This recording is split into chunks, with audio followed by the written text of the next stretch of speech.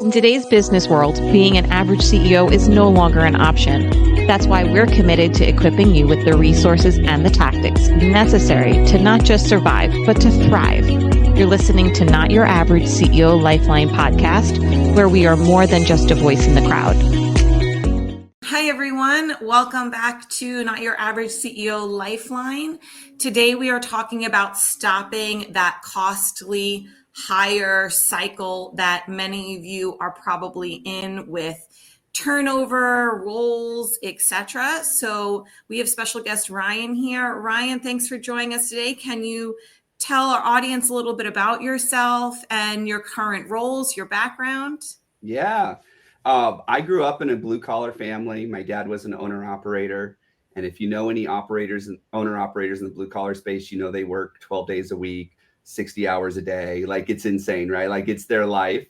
My dad had this vision that if he started his own company, he'd have more money, more time, more freedom, you know, the whole allure of being an entrepreneur. And I watched him just grind it out. I mean, all the way up into his 70s. And I said, you know what? That's not fair to people like my dad, people that have this dream.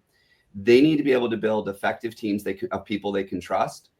And it's not that they're bad leaders or that they don't know how to lead or manage. It's just no one ever really taught them the tools to attract the right people, to interview the right people, to onboard the right people.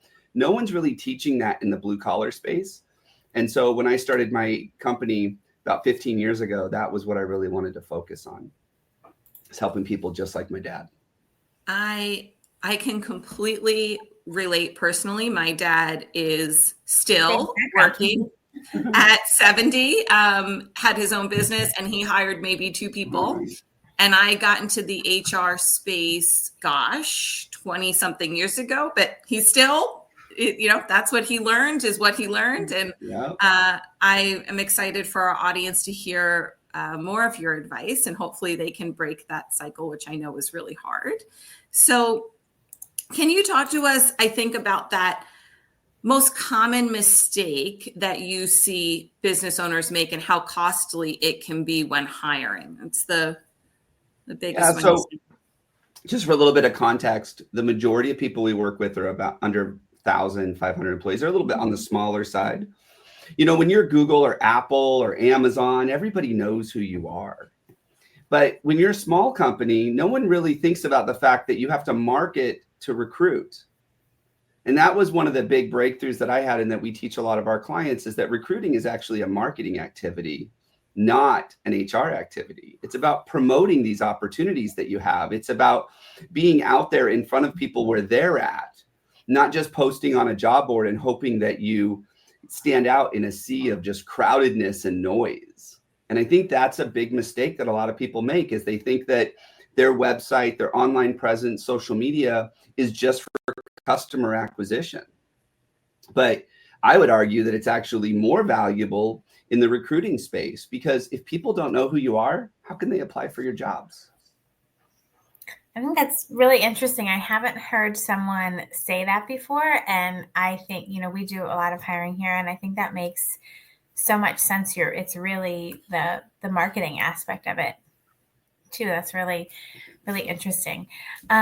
What sort of practical tips would you give to someone for being able to improve how they're hiring and retention, maybe how that relates to marketing, but sort of practical things that they can implement to improve on that?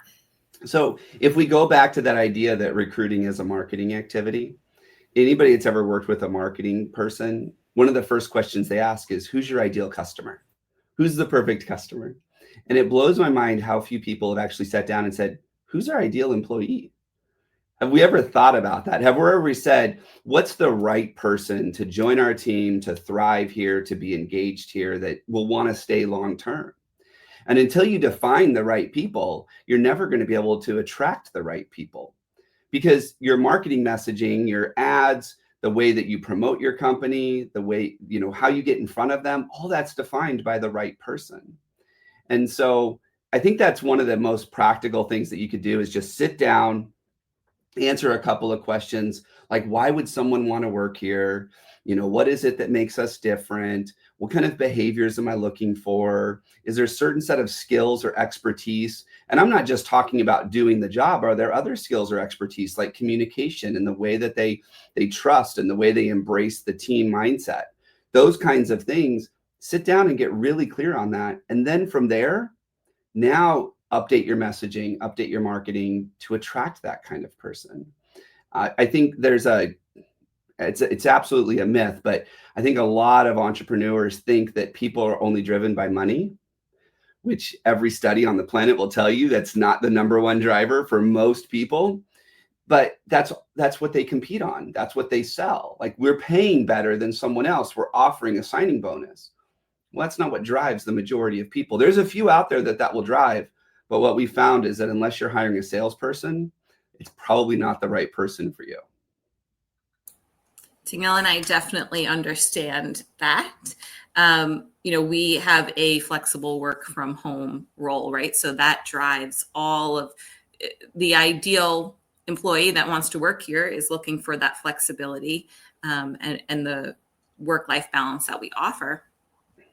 As someone who has well been in the HR space for so long, I'm curious to know if you recommend any assessments once you have assessed what kind of profile employee you're looking to attract, what kind of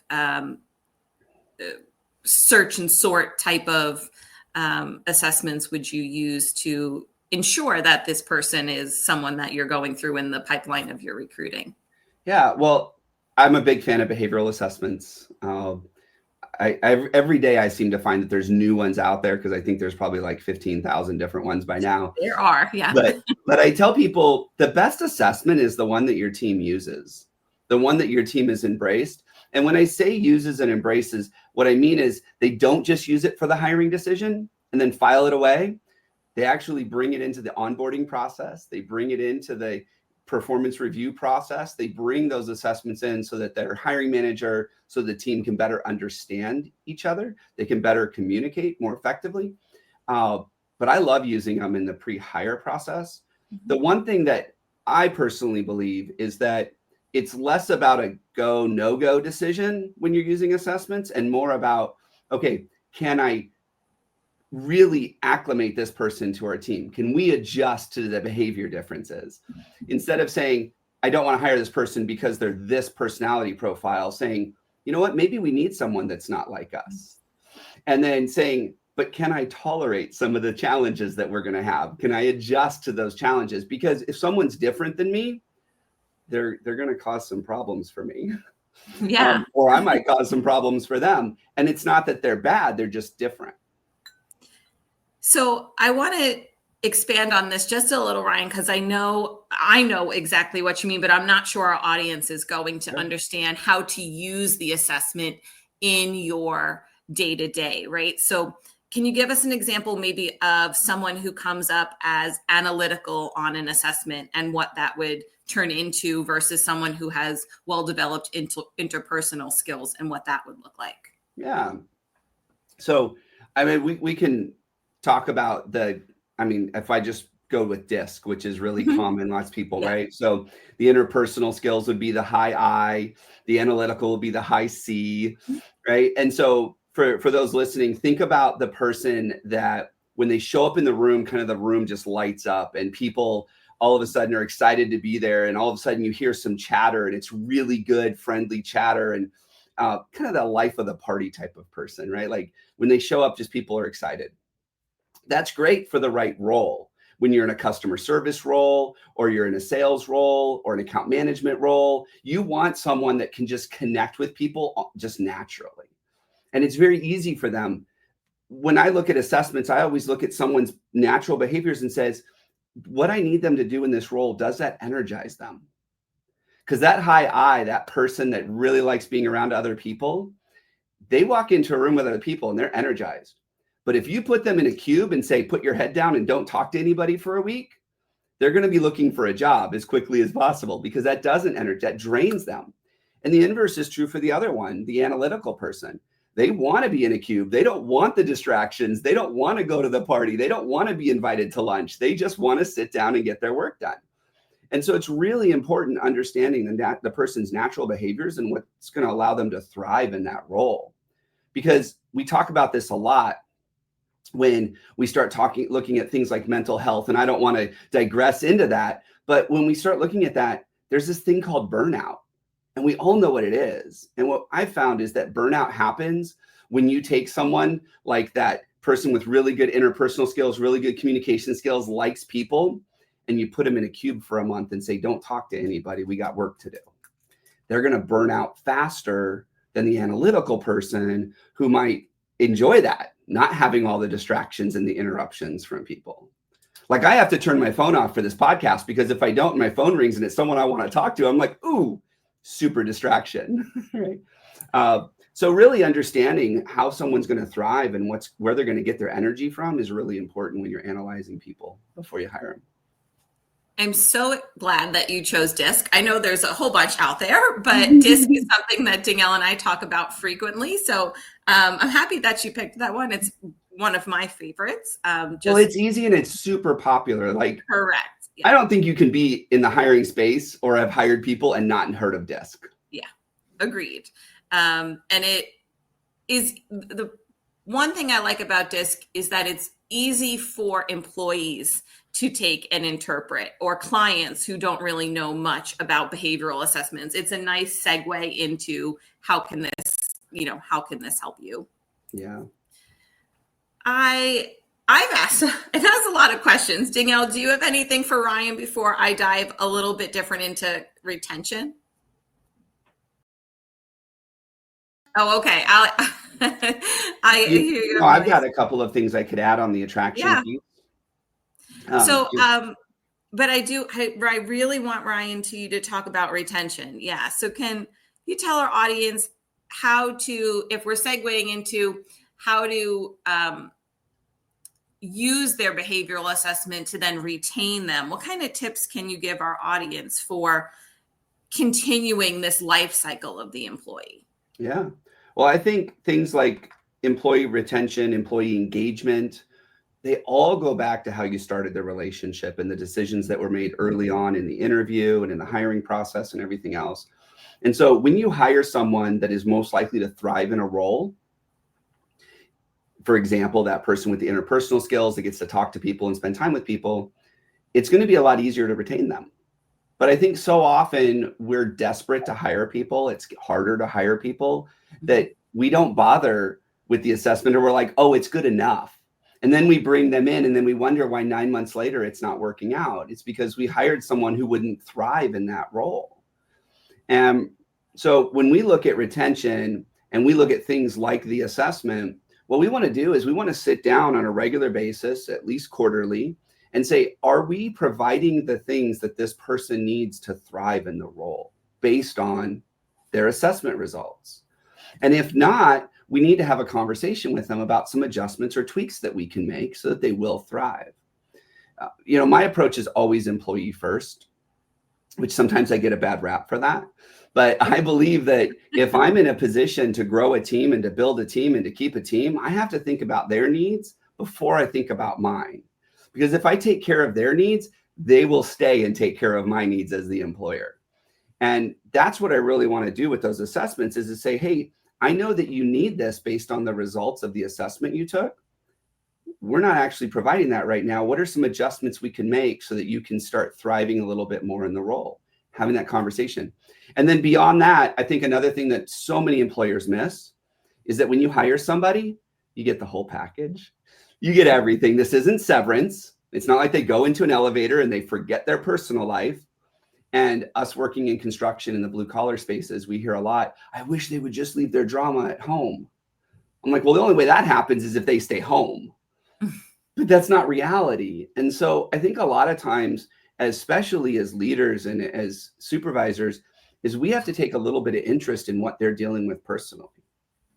I'm not saying that we have to make all these adjustments and accommodations for them, but to just know what they're going through and going, oh, they might perform a little less this week because they're dealing with something heavy at home.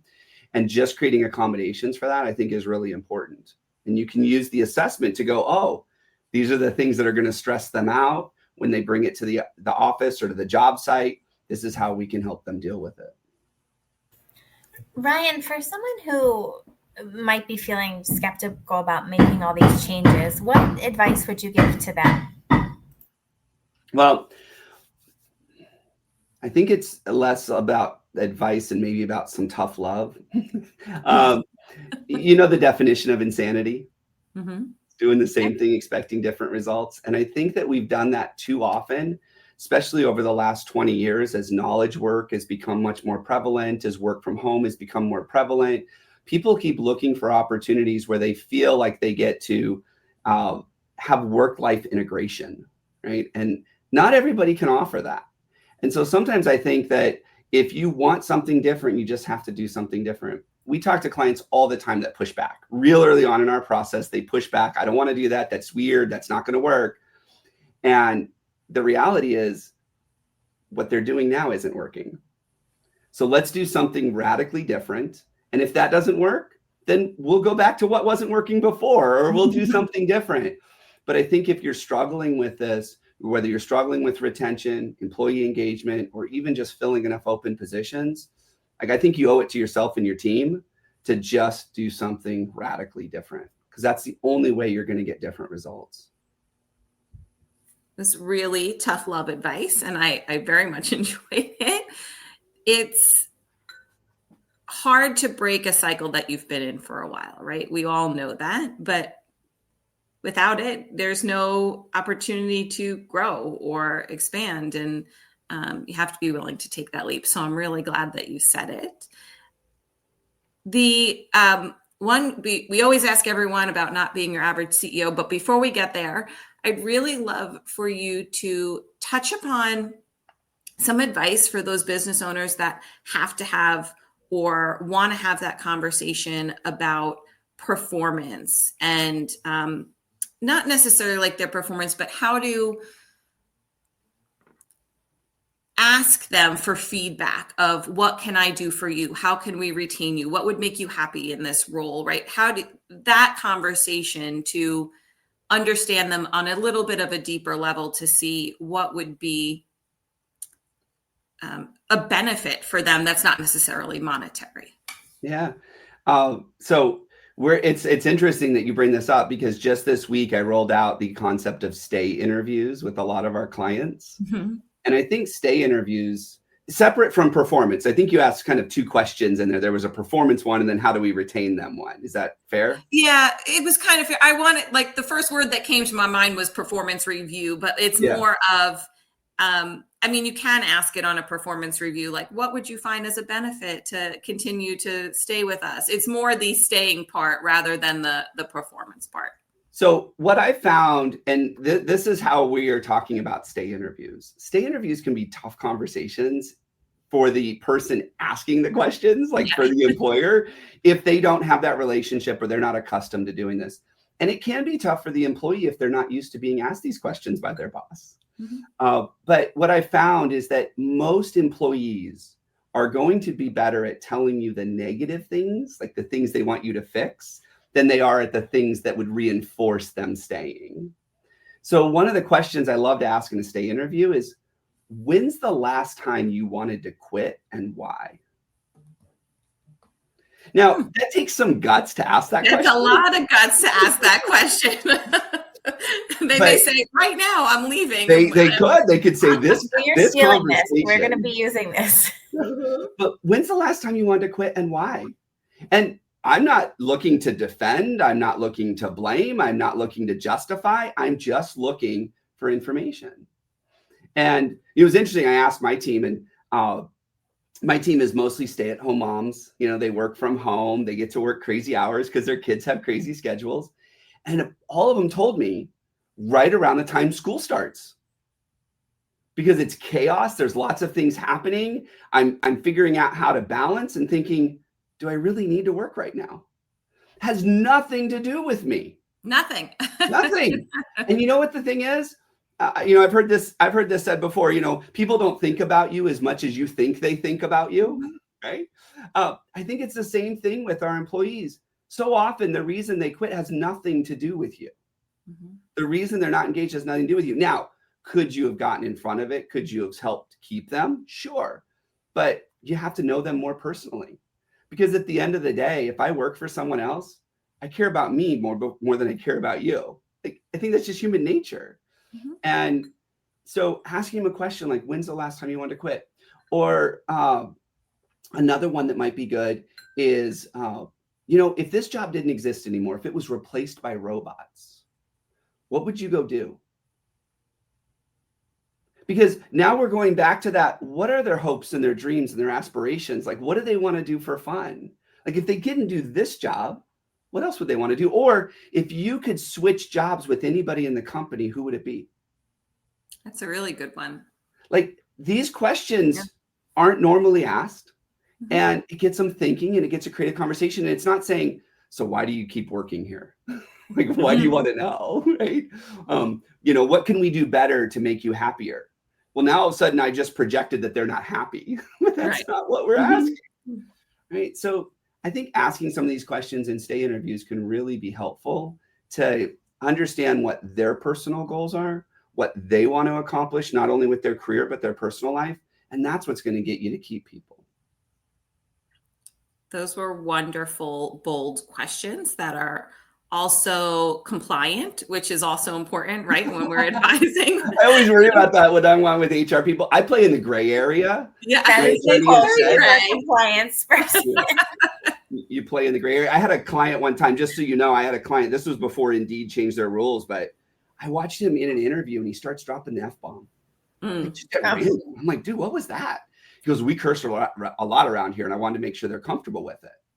I said, oh, well, I'm going to update your job ad with post on Indeed, and I'm going to drop the F-bomb in it. He's like, what? You can't do that?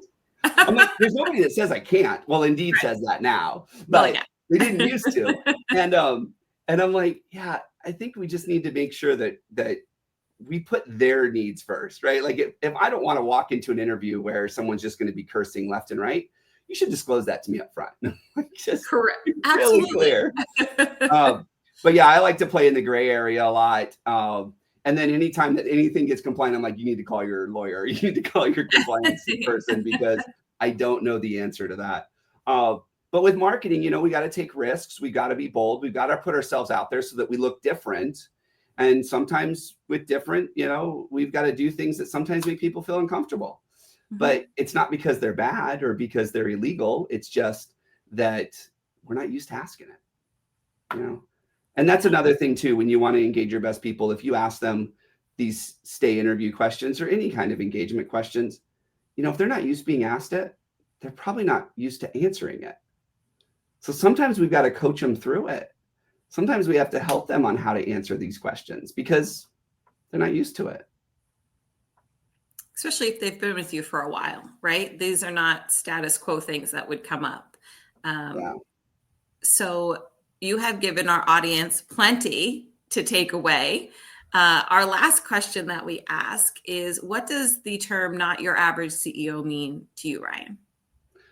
Well, I love people, and I think that as a CEO, the best CEOs, the ones that aren't average, are the ones that put their people first, that understand that their business is nothing more than the sum of their people. And they put a huge emphasis on aligning the vision of the company with the vision of the people have with their own lives. They put a huge emphasis in company culture and just saying, you know what, they're the number one customer. They're the the most important thing. And I think a lot of CEOs get hung up on the finances and the getting ready to exit and everything else, and they forget about the people that helped them get there. So I think when you're not an average CEO, you're really putting your people first, and it shows. It's not just lip service; like you're doing the things to demonstrate that. I couldn't agree. I usually stand by the best employees are also the ones that you take care of and that treat your business like it's their own, and that's a way to really flourish. So thank you, Ryan, so much for being with us today. Can you tell our audience, and we obviously will include it in the show notes, but where they can definitely hear and learn more about you and your company? share a lot of content and tools on LinkedIn, so you can check me out there. And then, I wrote a book called Hire Better People Faster, and I'd love to offer a copy to your listeners. If they go to corematters.com/free book, they can help me out with a little bit of shipping and handling. I'll autograph the book and I'll mail it to them. And so they can really dig deep into what it is that we do over at Core Matters and a little bit about our philosophy. That's wonderful. Thank you so much, Ryan. It was a pleasure speaking with you. Thank you. Yeah, thank you so much. And we will include all of these links for you in the show notes. Thank you. You've been listening to Not Your Average CEO Lifeline with your hosts Danielle Cuomo, CEO, and Nicole Glitchio Els, COO. This podcast has been sponsored by Virtual Assist USA. If you'd like to know more about the hosts or exploring virtual assistant services, visit virtualassistusa.com for more information.